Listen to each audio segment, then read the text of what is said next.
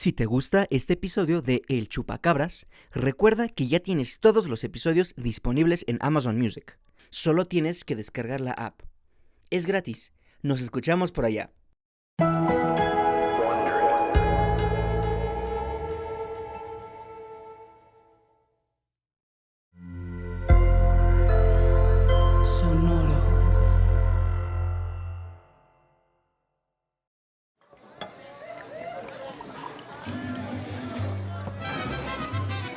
La mayoría de las personas con las que he hablado del chupacabras comparten una idea, que este extraño monstruo es mexicano.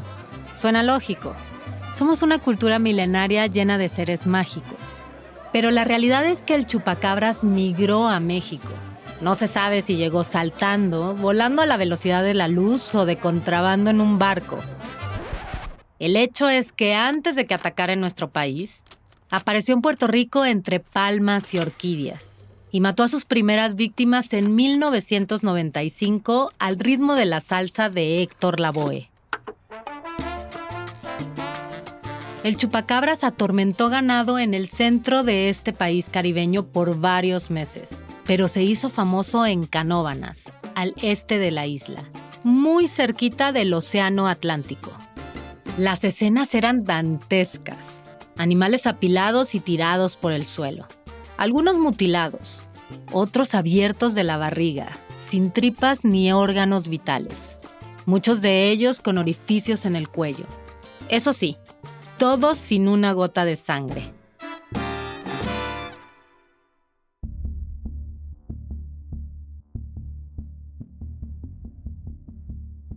El siguiente es un fragmento del programa Ahora Podemos Hablar, conducido por la periodista Carmen Jovet, que es algo así como una Lolita Yala puertorriqueña. Jovet hizo un programa especial sobre el chupacabras cuando este monstruo ya era una celebridad, y fue hasta Canóvanas para entrevistar a la primera persona que dice haber visto al depredador. Tenía unos ojos bien grandes que le cogían hasta los lados, y lo blanco del ojo no lo tenía, eran completamente como gris oscuro, como gelatinoso, como unos ojos mojados. Ella es Madeline Tolentino, una mujer guapa y joven. Durante la entrevista viste un traje de color mostaza de solapa ancha y hombreras. Lleva el pelo rubio recogido con un gran fleco. Su look es muy noventero. Dice que lo que vio medía menos de 1,5 metros de altura y que huyó dando saltos.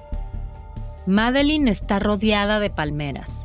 Su rostro se mantiene serio todo el tiempo mientras responde las preguntas de la periodista. Nunca menciona que vio a un extraterrestre, pero lo describe muy parecido a la imagen de los alienígenas que la mayoría tenemos en nuestra cabeza, con los ojos alargados y crestas en la espalda. Agrega que ese día lo vio afuera de su casa, a menos de 2 metros, y que logró verlo claramente porque se quedó quieto unos 20 segundos. En ese momento yo me quedé como en un éxtasis, pero que cuando vine a reaccionar, pues sí salí gritando. Y ahí entonces que mi madre sale y me dice, ¿pero qué te pasa? Y yo, ven acá, tienes que ver esto, míralo, míralo. Yo me volví loca. Carmen Jovet le enseña un periódico con un dibujo del chupacabras parado en 2 patas. En la ilustración se ve con la piel verde grisácea y escamas en la espalda. Tiene los ojos alargados y rojos. Sus garras son pequeñas, como si fuera un T-Rex miniatura. Madeline no duda y dice que esa imagen se parece mucho a lo que vio. Y agrega que la criatura tenía un olor extraño, como ácido. Ese olor desagradable es otra de las cualidades que han perseguido al desgraciado chupacabras por varios años. Porque además de feo, es apestoso. Por supuesto que muchos pensaron que Madeline estaba loca, pero otros le creyeron. A ella las habladurías le importaban poco. Estaba segura de lo que vio y tenía miedo. La leyenda de que una mujer había visto al chupacabras se esparció rápido en Canóvanas, un lugar al que, hasta hoy, se le conoce como el pueblo del chupacabras. La espeluznante experiencia de Madeline y el hallazgo de los animales masacrados sucedieron en agosto de 1995. Al poco tiempo ambas historias se conectaron. el sádico asesino de cabras era también ese extraño animal saltarín con los ojos rojos.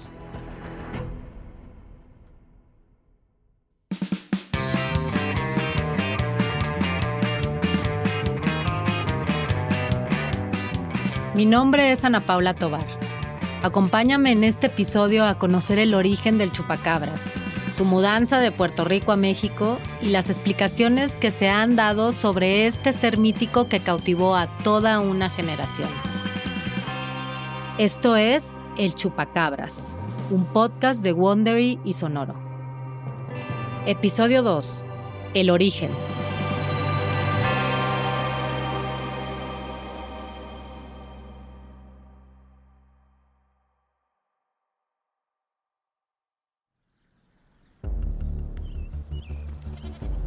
El primer ataque registrado del chupacabras en Puerto Rico ocurrió en Orocovis, un pequeño pueblo rodeado de bosque tropical ubicado al centro de la isla.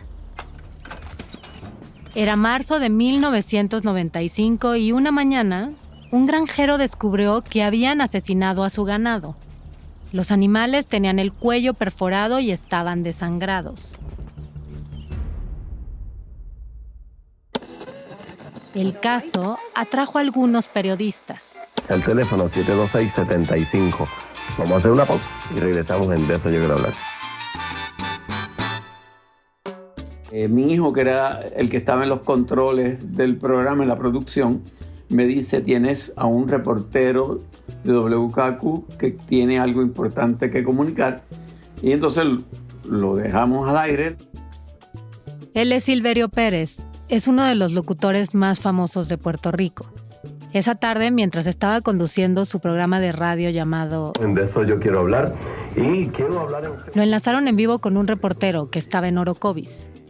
Y era el periodista Arnaldo García, que dice que hay unos campesinos que están reportando un fenómeno extraño de unas cabras que habían amanecido muertas y supuestamente sin sangre.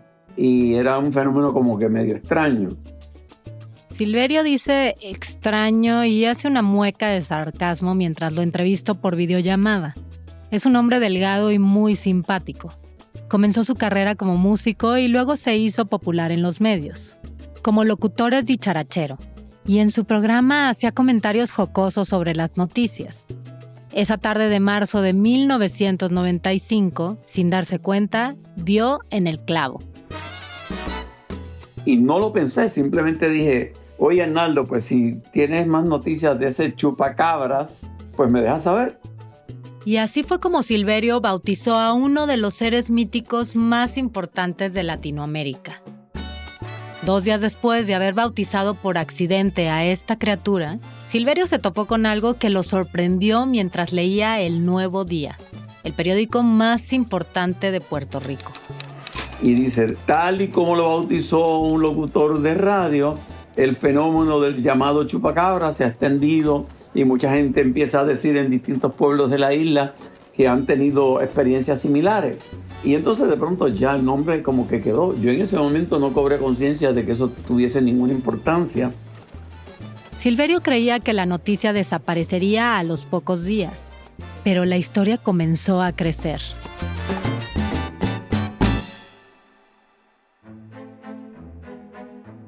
Los medios rigurosos cubrían las masacres de los animales, aunque eran los medios amarillistas los que le daban más cobertura al tema. Y también eran los que más especulaban sobre el supuesto asesino de cabras. Jorge Martín es una persona controvertida en Puerto Rico. Para muchos es el ufólogo más respetado de la isla por sus investigaciones sobre hechos paranormales. Para otros, es un charlatán. Él tenía 2 posibles teorías sobre el origen de este ser. La primera es que era una mascota de los extraterrestres que se había escapado en alguna visita a la Tierra. Algo así como un perrito alienígena fanático de la sangre. La segunda, que el chupacabras era un experimento genético hecho en una base militar de los Estados Unidos. De lo que sí estaba seguro era de que no se trataba de un chupacabras, sino que eran muchos chupacabras. La existencia de este depredador pudo quedar en una noticia amarillista o en una leyenda alimentada por ufólogos. Pero un político puertorriqueño se encargó de que la historia creciera más, mucho más.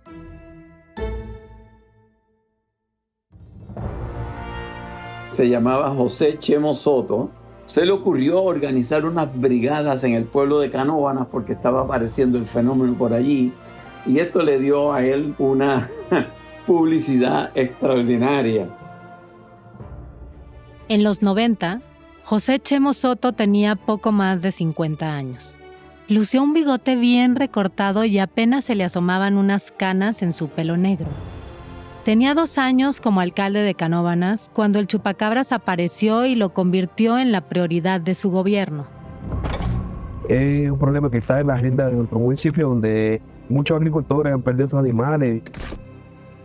Algunas personas en Canóvanas le tenían terror al chupacabras y Chemo Soto decidió escucharlos. Él mismo lo cazaría. Suena promesa de campaña, pero él no encajaba con la imagen que tenemos de un político. Era un hombre alto y fornido que solía vestirse de militar porque era veterano de la guerra de Vietnam. Además, hizo estudios en educación física y era licenciado en criminología. Contaba con el perfil ideal para atrapar al chupacabras. Pero esto es una cuestión seria donde hoy está atacando animales y mañana puede ser que ataque a la gente. Chemo comenzó a organizar cacerías. Durante las noches se armaba con un crucifijo de 30 centímetros y un traje camuflajeado. Sigiloso y preparado se metía a la selva con una jaula en la que llevaba la carnada perfecta para este depredador voraz, una cabra viva. Con linternas en mano y rodeado de un mini ejército de trabajadores, voluntarios y policías armados, Chemo se adentraba entre la vegetación para buscar a la criatura. Y siempre vestía un sombrero a la Indiana Jones. Por eso se ganó el apodo de Chemo Jones. Con el tiempo extendió sus pesquisas. No importaba el rincón que fuera de Puerto Rico. Si aparecían animales de granja muertos y el presunto responsable era el chupacabras, Chemo Jones iba al rescate. Incluso compartió con el periódico local Primera Hora el equipo que utilizaba para cazar al chupacabras. Mochilas, botiquines de primeros auxilios, agua, linternas, más ropa de camuflaje porque nunca es suficiente, y armas para neutralizar a la criatura. Chemo Soto estaba obsesionado con sus cacerías y lideró varias a lo largo de los años. Pero curiosamente las organizó cada que estaban cerca las elecciones y buscaba ser reelecto. Muchos de sus opositores políticos se burlaron de él. Pero su estrategia política funcionó tanto que ganó 6 veces consecutivas y fue alcalde de Canóvanas durante 21 años. Se podría decir que el chupacabras fue una estrategia de propaganda muy útil para Chemo Soto. Y quizás él y su crucifijo fueron la razón por la que el monstruo terminó atravesando el Caribe hasta llegar a México, en las primeras semanas de 1996.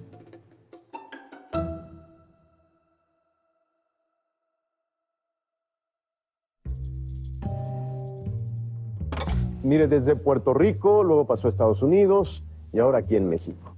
Aquí en el país se reportan diariamente animales muertos en varios estados. A principios de 1996, el periodista Javier Alatorre comunicó a través de su noticiero que el chupacabras, o los chupacabras, ahora que sabemos que son muchos, estaban instalados en México. Durante los primeros meses de la investigación, vi algunos videos como ese de TV Azteca. También vi entrevistas a supuestos testigos en todo el continente, desde Estados Unidos hasta Chile. Escuché una persona en Texas que guardaba la cabeza de un supuesto chupacabras en su refrigerador. Luego el algoritmo me fue arrastrando y me llevó un video de un ser raro prensado de una cabra. Fuimos a este pueblo a investigar. Y de ahí a un programa de Facundo en el que usó una gallina como carnada para atrapar al chupacabras. Chupacabras o algo así raro. Al principio me carcajeaba. Pero con cada nuevo video fui cayendo poco a poco en una espiral de teorías de la conspiración y muchas dudas. En la mayoría de estos videos un nombre se repetía constantemente. En más de uno aseguraban que él tenía evidencias de que el chupacabras existe y yo tenía que entrevistarlo.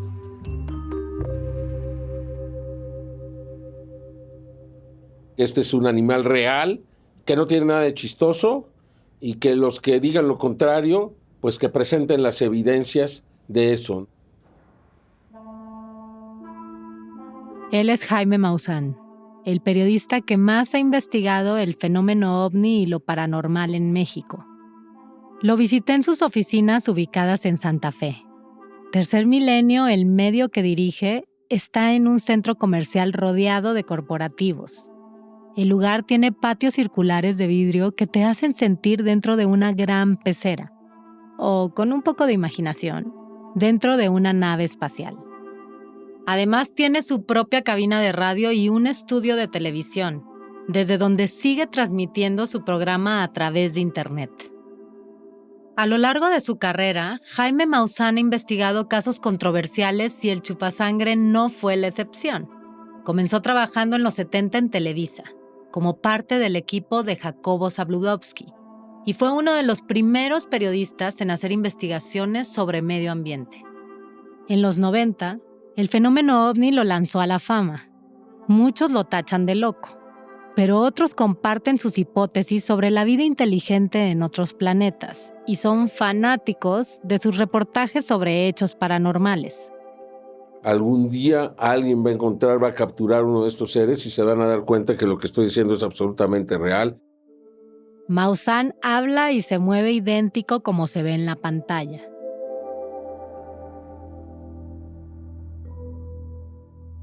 Desde 1996 ha perseguido al chupacabras y siempre ha sostenido la misma versión.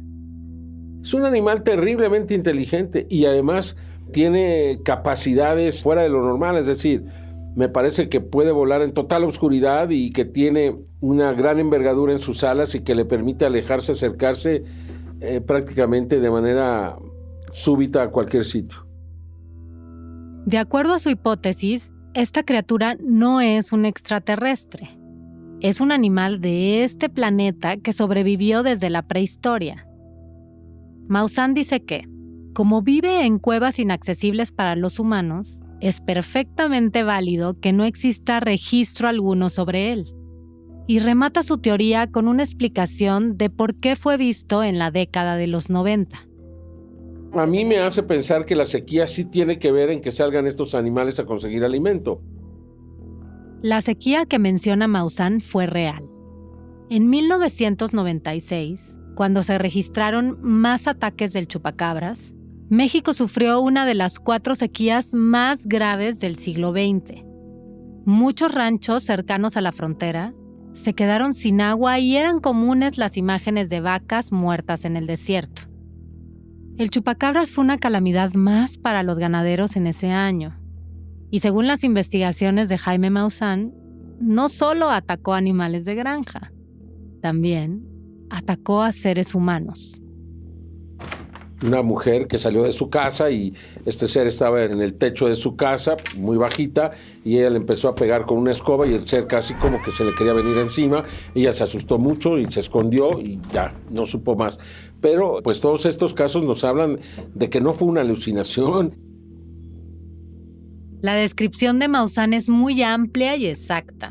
No parece una alucinación. Lo que me parece increíble es que este animal feroz, supuestamente capaz de partir a una borrega en 2, sucumbió al poder de una señora con una escoba. Sus anécdotas me generaron una mezcla de incredulidad y sorpresa, pero el clímax de la entrevista estaba por llegar. Le expliqué que había escuchado de muchos testigos describiendo sus encuentros con el chupacabras, pero nadie era capaz de mostrar una prueba física de su existencia. Maussan se recargó en el respaldo de su silla y me vio como si estuviera esperando este momento. Ahorita te voy a mostrar la fotografía de lo que yo considero el verdadero chupacabras. Luego me pidió que lo acompañara a su oficina en el segundo piso porque ahí tenía guardada la foto. Para llegar recorrimos un pasillo con unas 20 imágenes de la Virgen de Guadalupe, colgadas en las paredes. La oficina era tal como la había imaginado, repleta de figuras de aliens y pequeñas réplicas de naves espaciales. Me acerqué a su escritorio y en cuestión de segundos entró uno de sus asistentes con una carpeta amarilla en la mano. Maussan tomó el viejo folder con las orillas medias rotas, lo abrió y sacó una foto. Tiene una trompa, tiene un cuello muy grande, tiene garras en las patas, es como un pterodáctilo, tiene un solo dedo. La fotografía es exactamente como la describe. Me cuenta también que la tomó una pareja en Ciudad Juárez con una cámara Polaroid y se la dieron en 1996 durante una conferencia. Pero si dice que no aguanta la luz, ¿cómo es posible que se la tomaron? No, porque el señor estaba ahí y entonces llegó volando esto y se paró ahí. Y entonces la señora le dijo, mira viejo, una garza, tómale una foto. Entonces él fue y con su cámara, en la oscuridad, le apretó y el flash, y entonces con el flash esto se asustó y abrió las alas así. Jaime Maussan se toma muy en serio su trabajo y sus investigaciones. Durante la entrevista nunca bromeó. Hablaba con la confianza de quien tiene la certeza de que lo que está diciendo es verdad. Al menos su verdad. Lo único que tiene este depredador de chistoso es el nombre. Todo lo demás, si alguien se tiene que enfrentar con él en una noche, ya verás que no tiene nada de chistoso, ¿no? Después del 96, muy pocos investigaron más sobre este ser desconocido. Maussan está seguro de que fue porque la comunidad científica ridiculizó el tema. Recuerdo a Julia Carabias que en aquel entonces dijo, son perros y gatos con sed. ¿Tú crees que son perros y gatos con sed? Maussan no acepta las conclusiones que dio en aquella época Julia Carabias, una científica muy respetada que además era la secretaria de Medio Ambiente en el gobierno de Ernesto Zedillo. Eso es lo que más encontré, que dicen que son felinos o caninos. ¿Y cómo le chupan la sangre los felinos? O sea, no tiene sentido. ¿Los perros chupan sangre? En general, está en desacuerdo con las explicaciones de la comunidad científica sobre el chupacabras. Y si le quieres decir algo a los científicos es que se pongan a investigar. La imagen que tiene Maussan del chupacabras es enigmática. Un ser prehistórico con grandes alas que se alimenta de sangre y vive en cuevas inaccesibles para los seres humanos, pero que en 1996 se ve obligado a salir de su escondite milenario por una sequía que lo estaba matando de hambre. Lo que es un hecho es que durante décadas, Jaime Maussan ha defendido sus teorías, entre ellas, la existencia de vida extraterrestre. Para algunos puede sonar lógico y para otros absurdo. Y de hecho, en septiembre del 2023 se presentó ante el Congreso de México para exponer sus hipótesis. ¿Será posible que también sus teorías del chupacabras sean ciertas? Era momento de hacer lo que Maussan me dijo: ir con un científico y preguntarle. Cuando estaba lo de chupacabras, hubo un primer momento en que consideramos la posibilidad de que hubiera una criatura hematófaga desconocida por la ciencia y nos emocionaba total. Pero muy rápido muy rápido te das cuenta que es completamente inviable. Él es Andrés Cota, es biólogo y zoólogo, y sobre todo se dedica a escribir de ciencia. También es el tipo de científico al que Jaime Maussan le confiaría investigar sobre el tema. Ama las especies raras y cuando escuchó sobre el chupacabras a sus 13 años, quedó fascinado con la criatura y sus distintas interpretaciones. Está este como oso con picos en la espalda, está el perro infernal, pero también hay como unos reptiles, ¿no? Criaturas reptilianas como con escamas grises, también con picos. Y yo la verdad es que siempre lo había asumido, no sé bien por qué, como una criatura voladora.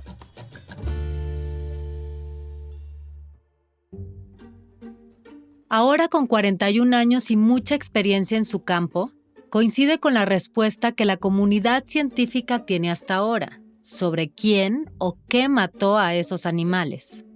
A lo mejor un coyote o un perro, si quieres por sequía, si quieres por sarna. Pero bueno, recurren al ganado porque es lo más fácil de cazar. O sea, eso no es raro. O sea, de hecho es común, ¿no?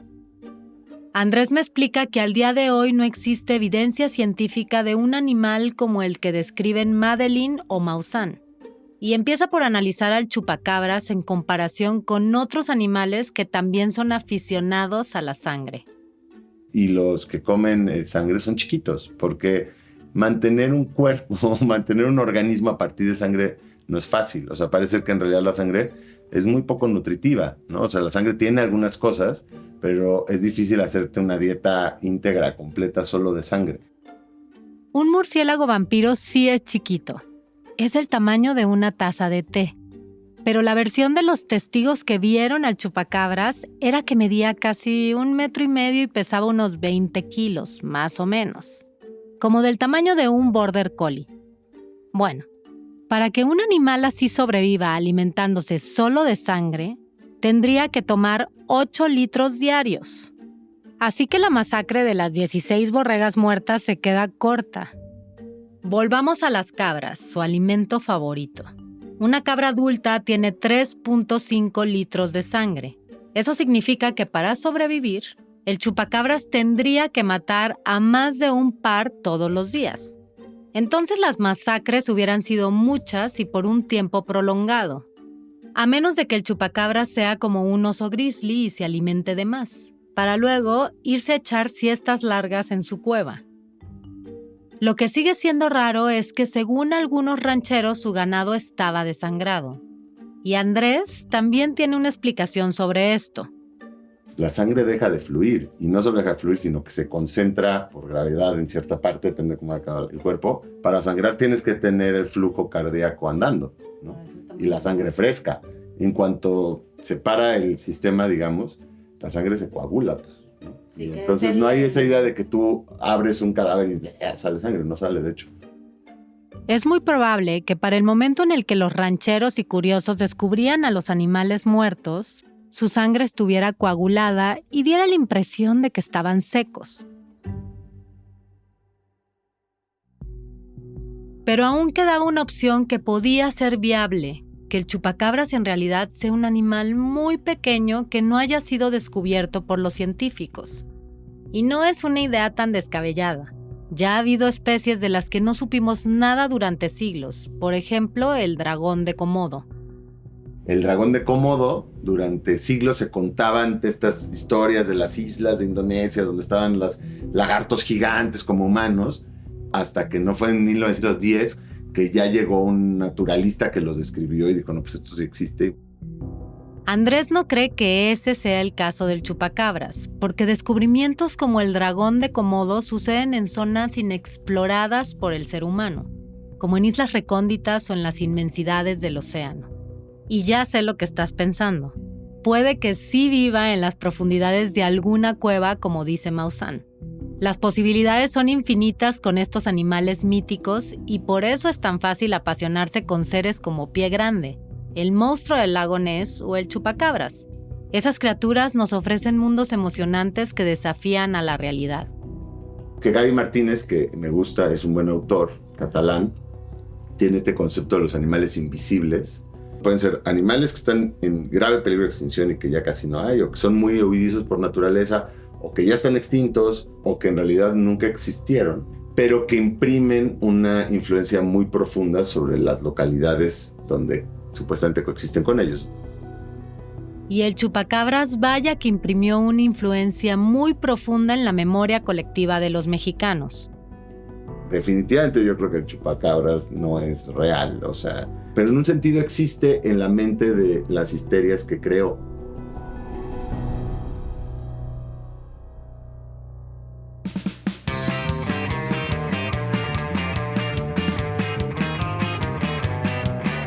En medio de la discusión entre científicos como Andrés o creyentes como Maussan, se quedaron los rancheros, que estaban alarmados por despertar y encontrar a sus animales muertos. Porque esa histeria que menciona Andrés fue real. no se quedó en los ranchos de la frontera del norte ni en los pueblos cercanos a Guadalajara. Hubo reportes de supuestos ataques del chupacabras en muchos rincones del país. Hasta en un pueblo a menos de 1 hora de la Ciudad de México, la gente estaba aterrada. Yo no vine a ver nada de eso porque teníamos mucho miedo, pero sí nos obligaban a ir a la escuela. Todos los niños asistían a la escuela, pero temprano ya llegábamos temprano. A las 6 salíamos y a las 7 ya estábamos encerrados. Las masacres no fueron una alucinación grupal, sucedieron. Entonces, ¿qué fue lo que mató a esos animales? Las respuestas que me dieron en este pueblo cambiaron el rumbo de la investigación. Pero esto se los platico en el próximo episodio de El Chupacabras.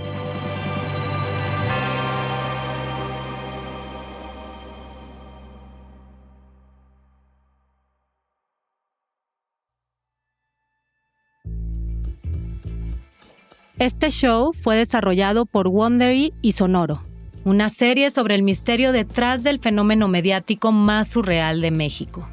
Escrita y narrada por mí, Ana Paula Tovar. El diseño sonoro y mezcla estuvieron a cargo de Manuel Parra. La producción es de Fernanda Estrada Argumedo y Paloma Navarro Nicoletti. La edición es de Rodrigo Crespo. La producción ejecutiva de Sonoro es de Joshua Weinstein, Jerónimo Ávila y Camila Victoriano. Por parte de Wondery, la producción es de Carlota Aparicio y la producción ejecutiva es de Sara Barrett, Jessica Bradburn y Martian Louis.